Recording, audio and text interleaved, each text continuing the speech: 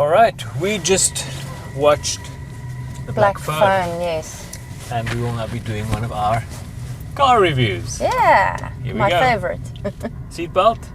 Here we go.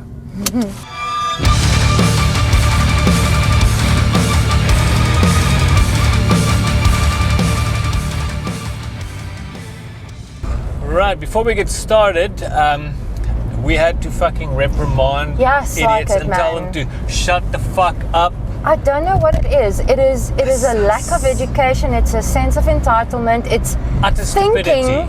that everyone wants to hear every freaking thought. Yeah, but it sounds like these people just talking cuck. And then the person in front of me was on their phone the whole time. So how much they saw of the movie, it was just a distraction kind of for me. Just having like some kind of just fucking go watch a movie at home and have your chat. This is God the thing. damn it. Yeah. So every time we go to the cinema, we go, oh, cool, and it's like, oh, Yeah. sons of bitches. They should have the guy with the torch coming up and down, like they did in the olden days. If you didn't shut your trap. Or like the old lady in the Great Rock and Roll Swindle. Oi, sex pistol. What the fuck you want, you cunt? Okay, we'll probably get to this movie now. Check out our link over there about the somewhat civilized rant linked to cinema etiquette. Yeah, next one's not going to be so civilized, I can tell you that much. If I ever go to a cinema again. Like hell is other people. Yes. Who said that, Nietzsche? No, some other guy. Oh. some I don't know if it was a philosopher or something, but it's the most sense. Yeah. Okay. Brilliant. Yeah, it was Brilliant. It was released in June, I think, and the rest of the world. It only being released now in South Africa in cinema in September, mid-September, the 16th of September on Friday. Yeah. The day that we're doing this review. So if you're watching this, streaming it sometime down the line, it was released here in 16 September 2022. There were so many things of this film that I really thought was just absolutely brilliant. It was, it's weird, was the intro was like this, some of the bits looked like it was shot on like 8mm or 16mm or something. If it wasn't shot on 8mm, it was definitely great. So it's set in 1978. Which is also cool. The main reason for it is that it's a rotary phone, the black phone in question. And just explain to the new generation that don't know what a rotary phone is. Well, numbers go from 0 to 9, or is it 1 to 0? Yeah, and you can't walk around with it. It's stuck to your house. Yeah, it's a landline. Normally stuck to your kitchen or your lounge. And you dial it. Yeah. You literally, when you dial someone on the phone, that was on a dial. Yeah. So now you dial someone by pressing buttons. Yes. But yeah, same principle. But and also the intro almost felt like a series, like the intro for a series. Yeah, I mean that's something amazing. It's kind of how it goes nowadays. It has to be and the soundtrack that went with it, it's this very cool industrial kind of percussive-y, creepy.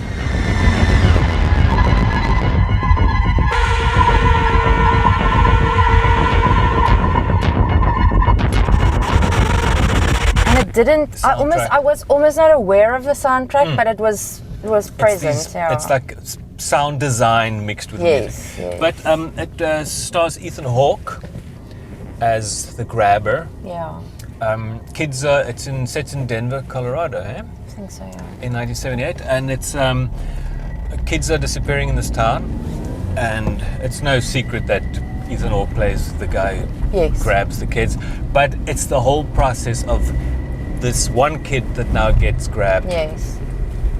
If he's going to get out of the situation and how he's going to do that. And it's quite genius and surprising. I mean, I know that I felt that they gave.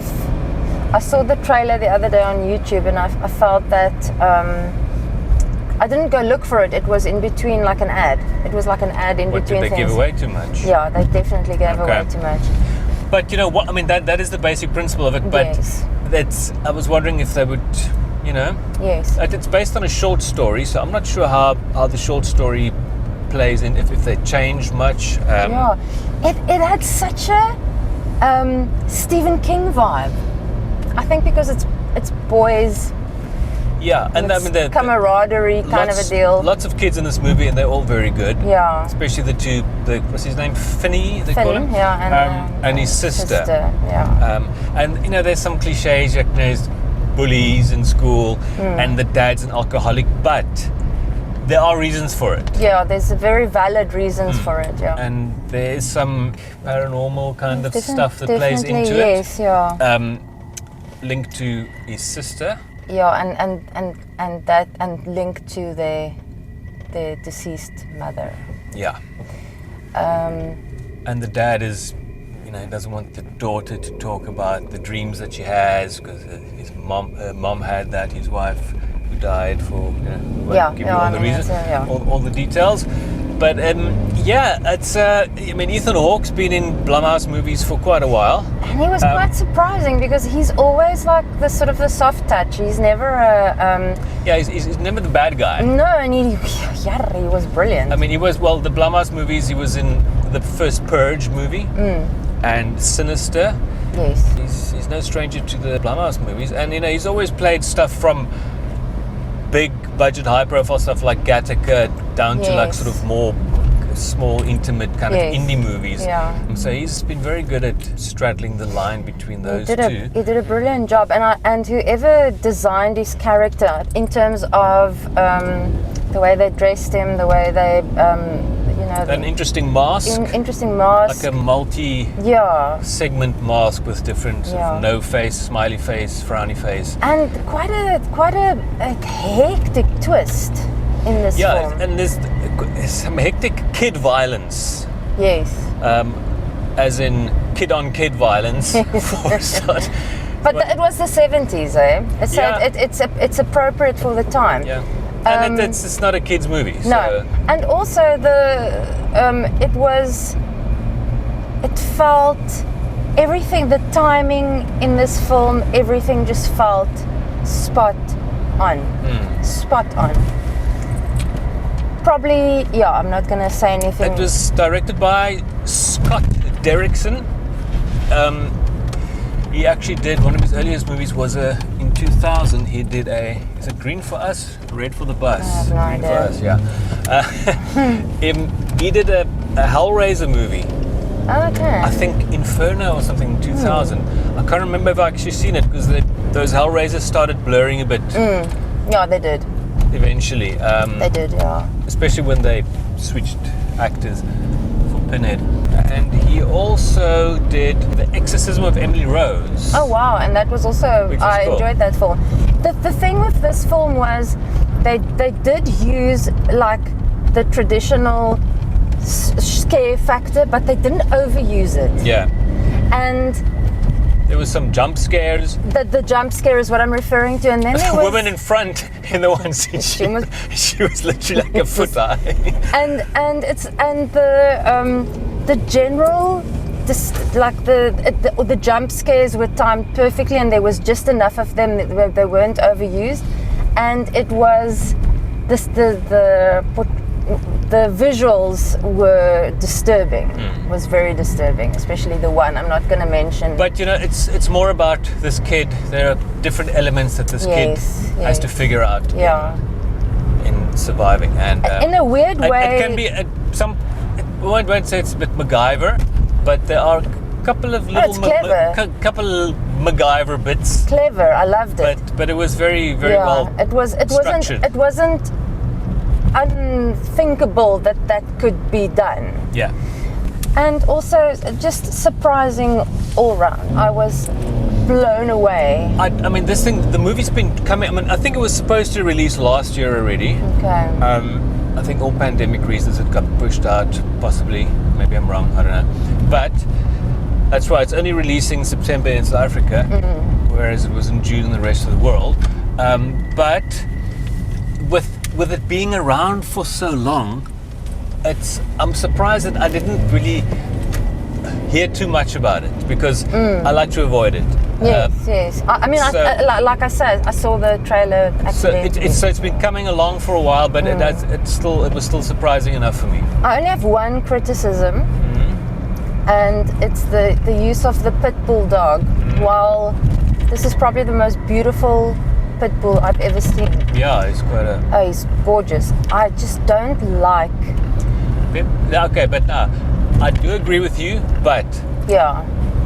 Assholes use pit bulls for dog fighting. Yes, it's not the dog. It's not the dog. It's the asshole that... Yeah, but the general... No, people won't put that on... I hope not. No, I mean, they won't say, oh, it's an evil dog because this asshole uses this as this dog. Yeah. No, I don't think you should even... No, that's not even a factor. Okay. Although, nothing happened... Yeah. Okay, we can't... I don't want to give away too much. All I want to say is that was probably one of the most beautiful animals I've ever seen. And you hardly see him, but when you do... Oh, he's gorgeous. Anyway. Wow. But yeah, there's some good twists, some very interesting scenes, some cool photography. Yes, and very minimalist, but used cleverly, and then the depiction of the era, perfect. Just absolutely. I remember like having the similar pajamas than the little girl. Yeah, the furniture, the carpets. Yes. All those kind of things. So people who only grew up, born in the 90s, born in the 2000s, if they see this, it's a good representation of... In the beginning there was a little the white porcelain with the 4 blue flowers on it. What was it called? Not Pyrex. Was it Pyrex? Yeah, I think. Well, yeah, you got those bowls with those Pyrex. It's like a kind of a milky glass. No, it was like it's a white, and then like it's got like 4 little blue flowers on the outside. I instantly recognized that we had that in our house. What I wanted to say about Scott Derrickson, the director, he also did the frickin' Doctor Strange movie, the Marvel movie. Oh, I don't really watch those. He did that before that, but now he's come back to this. So it's cool that there's so many horror directors like James Wan. Oh, nice, load shedding, everything's black. Yeah. So we will be coming home in to a dark house, and 2 little chihuahuas sitting in a dark house. Shame, please. So, yeah, the horror directors doing superhero movies. James Wan, Insidious Insidious, also Blumhouse movies. He did Aquaman, I think one. Yeah, first and the second one. The second one. And first and the second. one. And he did Thor now, I think. No, that's Taika Waititi. Oh, that's Taika Waititi. But he did comedy stuff. I guess he did do a horror movie with What We Do, The Shadows. But yikes, it's dark. Sam Raimi did the second Doctor Strange, which I didn't even know about because we kind of avoid. I don't know what Doctor Strange is, so I have no idea what you're talking about. It's old Benedict Pumpkin Patch. Benedict Cumberbatch is Doctor Strange. A friend of ours, I guess we might as well just. There was a kids show in the 90s? Yeah. In South Africa, early 90s. Pumpkin Patch, with this character called Woofles, like this cock dude in a suit. And Pumpkin Patch, oh Pumpkin Patch, let's all run to Pumpkin Patch. who was it? Was it Julian Emden? He put Benedict Cumberbatch's face onto Woofles. On Woofles, and it was Benedict Pumpkin Patch, and I can never ever unsee or unhear that. If you hear Benedict Cumberbatch, you just think of fucking Pumpkin Patch. Yeah. Anyway, I don't know if we'll include this. Maybe we will if we've got enough time. But horror movie directors doing superhero movies. Obviously, the first big one was Sam Raimi, the man behind all the Evil Dead movies. He did the first 3 Spider-Mans, which were cool. Those Garfield ones, I saw the first one, and that was it. That's just the one big yawn. And I haven't seen any of the new ones. Yeah, no, that's not for me. But anyway, superhero movies directed by horror movie directors. I think it's cool because I think even Gunn. He was a trauma guy. Oh, yes. He ended up doing these, what's the frickin' Guardians of the Galaxy? Oh, yes, that's right. Oh, yeah, that was quite a big, we love Troma, make no mistake.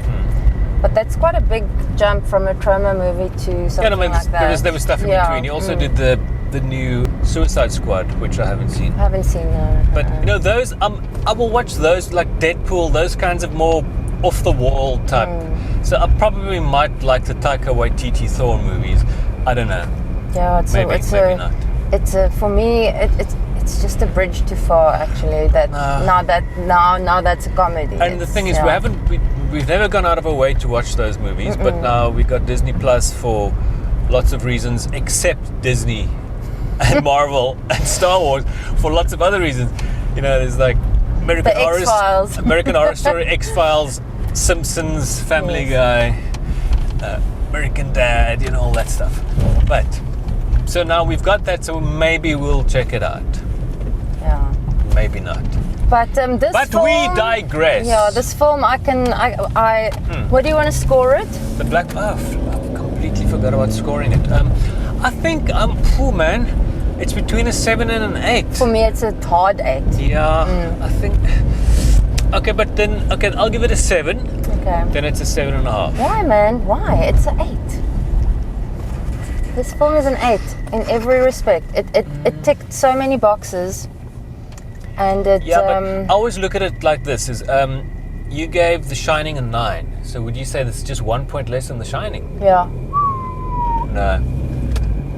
If I look at it like that, then yeah, it's but you have to also like you view the film within the context. No, for sure. Yeah. Sure. But also as a whole. And okay, well, you can stick to your 7. No. I'm definitely giving it an 8. No, good. So 7.5 is that's not a bad fucking score. Yeah. That's a good score.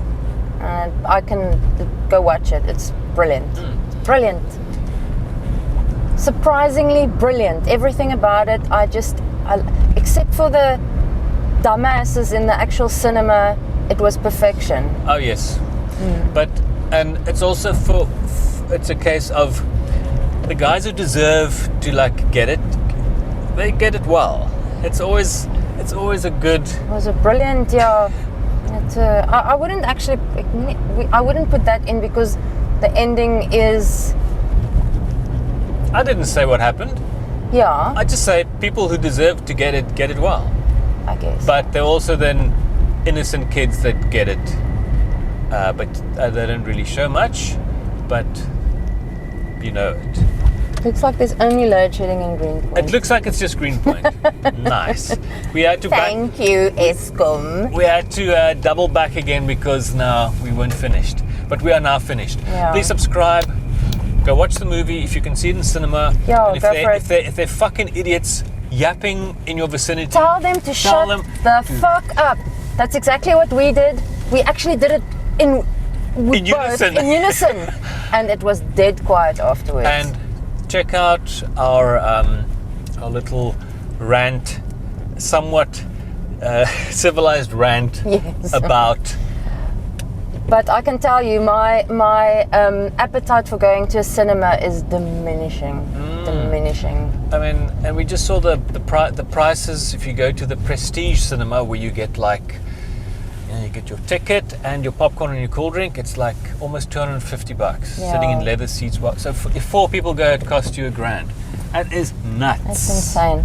It's absolutely nuts. But yes, I mean, apart from the people. Shut them up, tell them to shut up.